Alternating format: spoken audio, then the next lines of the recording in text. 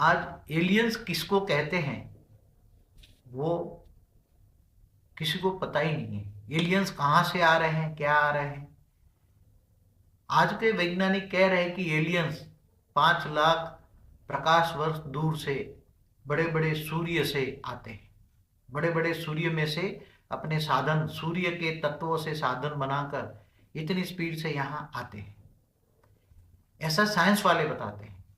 तो समझो कि 5 लाख प्रकाश वर्ष से दूर से बड़े बड़े सूर्य से, महासूर्यों से आते हैं।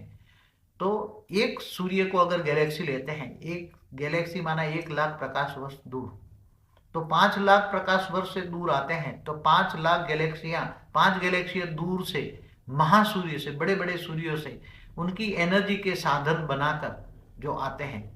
साइंस वाले ये भी कहते हैं कि इनके साधनों में इतनी एनर्जी होती है कि ये अपने सूर्य जैसी, इनके साधन अपने सूर्य की एनर्जी को, इनके साधन 1 सेकंड में पूरी एनर्जी हप कर सकते हैं, खा सकते हैं। तो इनके साधन जो हैं ये कौन से तत्वों के हैं? इनके जो साधन हैं वो अलग तत्वों से हैं। जो अलग तत्व, हर गैलेक्सी में अलग अलग तत्वों के साधन हैं। तो वो साधन ऐसे बने हैं कि हम इन आंखों से नहीं देख सकते, इन कैमरा में वो नहीं आएंगे।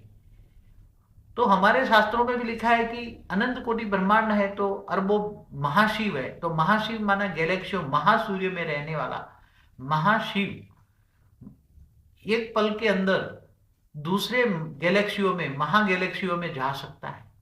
तो जो साइंस वाले ढूंढ रहे वॉर्म हॉल, 1 लाख प्रकाश वर्ष दूर जाने के लिए उसको 1 सेकंड लगेगा, ऐसे साधन बना रहे हैं साइंटिस्ट।